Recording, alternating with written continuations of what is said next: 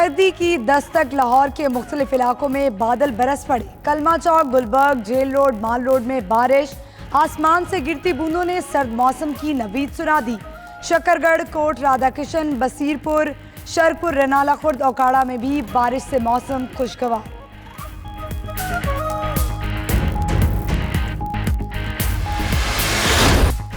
Peoples party home ground पर नाकाम। PS 11 Larkana की नशिस्त GDA के नाम। GDA के मुअज्जम अब्बासी 31,535 वोट लेकर कामयाब। पीपल्स पार्टी के जमील सुमरो को 26,011 वोट मिले। रिटर्निंग अफसर ने नताइज का ऐलान कर दिया। कामयाबी पर GDA कारकुनों का जश्न, शहर में रैलियां। PTI अरकान सिंध असम्बली मिठाई लेकर वजीर आला हाउस पहुंच गए। पीपल्स पार्टी के मस्कन लाड़काना में तब्दीली आ गई है। फिरदौस आशिकावान का रद्द अमल।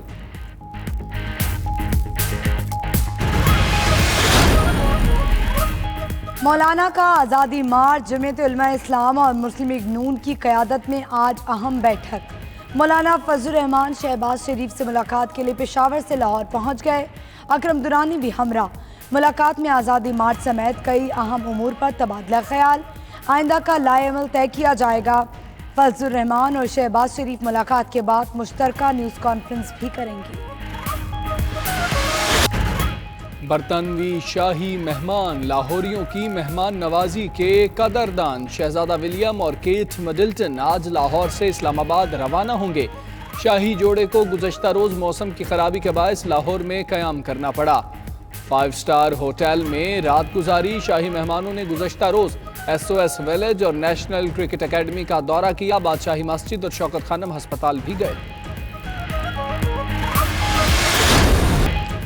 जुल्फी बुखारी मुबैना तौर पर 6 ऑफशोर कंपनियों के मालिक, मगर तहकीकात में पेशरफ्त न हुई।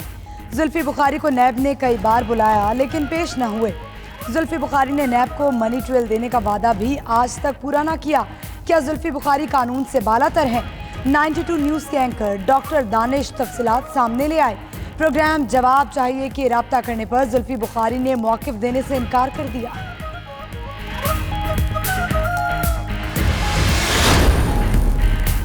करतारपुर राहदारी मुआहदे पर भारतीय हट धर्मी बरकरार। पाकिस्तान के भेजे मुआहदे के मुसव्विदे पर एतराज़ उठा दिया। यात्रियों के लिए $20 सर्विस चार्जेस की मुआहदे में शमूलियत की मुखालफत कर दी। भारतीय हुकाम कहते हैं फीस की वसूली पर इत्तेफाक है, मुआहदे में शामिल करने पर नहीं। ज़राए के मुताबिक ताहाल मुआहदे पर दस्तखतों की तारीख का तयन भी नहीं हो सका।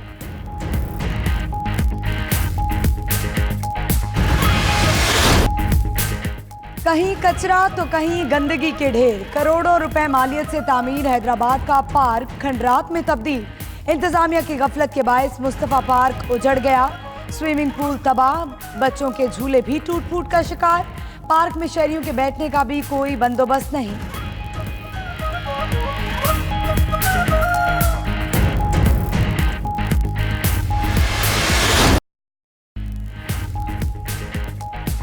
बिस्मिल्लाहिर्रहमानिर्रहीम, अस्सलामुअलैकुम। आप देख रहे हैं 92 न्यूज़। मैं हूं हमजा तारड़ और मैं हूं महानूर इफ्तिखार। हेडलाइंस आपने जानी। बुलेटिन के आगाज में बात करेंगे मौसम की।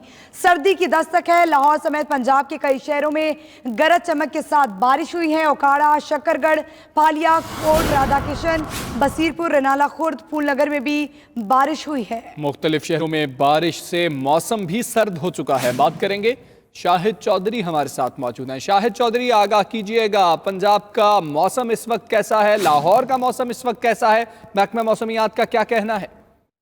जी बिल्कुल, अगर पंजाब के मौसम की बात करें तो मुतअद्दिद शहरों के अंदर जो है वो बारिश का सिलसिला जारी है। ठंडी हवाएं जो हैं वो चल रही हैं। कहीं पर तेज आंधी का सिलसिला जारी रहा। लाहौर में भी रात भर से जो है तेज आंधी और हल्की बारिश का सिलसिला जारी रहा। कहीं मूसलाधार बारिश और कहीं हल्की बारिश जो है वो यहाँ पर हुई है। इस वक्त भी जो है जेल रोड पे, माल रोड पे, गुलबर्ग टाउन की, ग्रीन टाउन, जौहर टाउन के इलाकों में हल्की बारिश का सिलसिला जो है वो जारी है। ठंडी हवाएं जो है वो इस वक्त चल रही हैं और महकमा मौसमियात का कहना है कि ये मौसम जो है आइंदा 24 घंटों में भी मौसम जो है वो अबर आलूद रहेगा और इसी तरह हल्की बारिश और कहीं तेज बारिश का सिलसिला जो है वो जारी रह सकता है। इस वक्त की अगर लाहौर शहर की बात करें तो बाहर तमाम सड़कों पर जो है बिल्कुल ठंडी हवाएं जो है इस वक्त चल रही हैं और बूंदाबांदी का सिलसिला जो है जारी है। कहीं पर तेज बारिश जो है देखने में आ रही है। ऑफिस इसका टाइम है, लोग जो बाहर जा रहे हैं उनको मुश्किलात का सामना जो है वो भी करना पड़ रहा है। सड़कों पर फिसलन जो है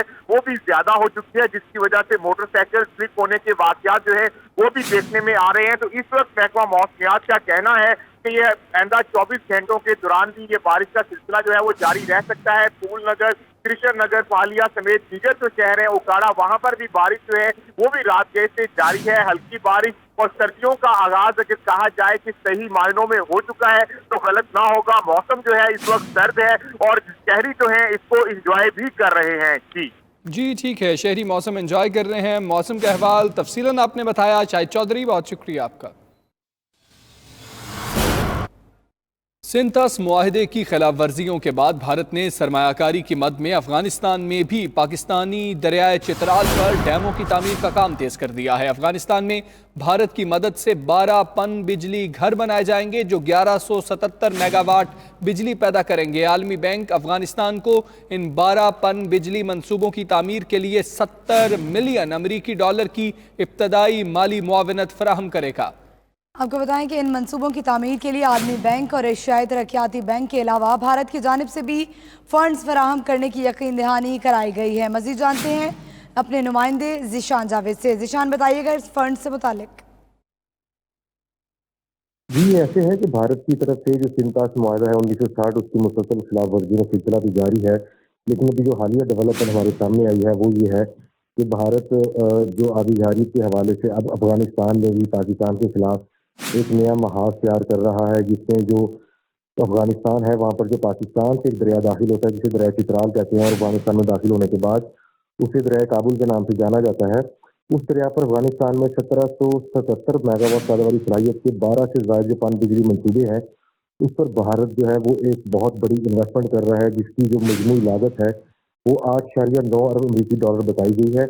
हमारे जो आला हुकाम से वजारत पानी बिजली के आला हुकाम से बात हुई और इसके अलावा जो वजारत खारजा के वो हुकाम जो कि अफगानिस्तान के मामलों को बड़ी करीबी नजर से देखते हैं, उनका ये बताना है कि इसमें जो वर्ल्ड बैंक है और एशियन तरक्याती बैंक है, इसके अलावा बैन अवी जो दीगर मालियाती इदारे हैं वो इसमें बड़ी इन्वेस्टमेंट जो है इब्तदाई तौर पर कर रहे हैं कि अफगानिस्तान में भारत की जो है वो एक बहुत बड़ी इन्वेस्टमेंट जो तामीराती कामों में शामिल है और वहाँ पर पन बिजली मंसूबों के अलावा जितने भी तामीराती काम है उसमें ज़्यादातर जो तामीराती खिदमात पर अंजाम दे रही हैं वहाँ पर वो भारत की अपनी सरकारी तामीराती कंपनी है, क्योंकि वहाँ पर जो पन बिजली के मंसूबे हैं उनमें डैमों की तामीर और इसके अलावा जो दीगर इंफ्रास्ट्रक्चर है उसकी तामीर पर काम कर रही है। यहाँ पर हम एक बात सिर्फ हमें याद रखनी चाहिए कि दरिया काबुल बुनियादी तौर पर पाकिस्तान के ही इलाके से निकलता है। जब ये दोबारा पाकिस्तान में दाखिल होता है तो ये वारसत के मुकाम पर पाकिस्तान में दाखिल होता है और इस वजह से ये स्ट्रैटेजिकली पाकिस्तान की इंतहाई अहमियत का हामिल दरिया है। लेकिन अभी तक पाकिस्तान और अफगानिस्तान के दरमियान इस दरिया के पानियों को इस्तेमाल करने के हवाले से किसी भी किस्म का कोई मुआहदा मौजूद नहीं है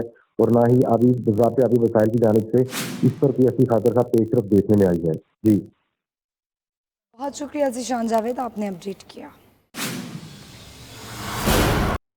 वज़ीर आज़म इमरान खान ने औकाफ की अमलाक पर कब्ज़ों का नोटिस ले लिया है। चेयरमैन मतरूका वक्फ अमलाक बोर्ड और सेक्रेटरी औकाफ पंजाब आज वज़ीर आज़म की ज़ेर सदारत इजलास में शिरकत करेंगे। इजलास में वक्फ अमलाक की बेहतर हिफाजत और उनकी बेहतर यूटिलाइजेशन के बारे में अहम फैसले किए जाएंगे। आपको बताएं कि वज़ीर आज़म इमरान खान ने औकाफ के अमलाक पर कब्ज़ों का नोटिस ले लिया। इसी बारे में बात करते हैं अपने नुमाइंदे काजी नदीम इकबाल से।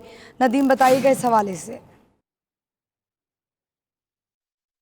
वक्फ इमलाक पर कब्ज़ों के बारे में बाज़ इस्लामाबाद में भी सुनाई देने लगी है।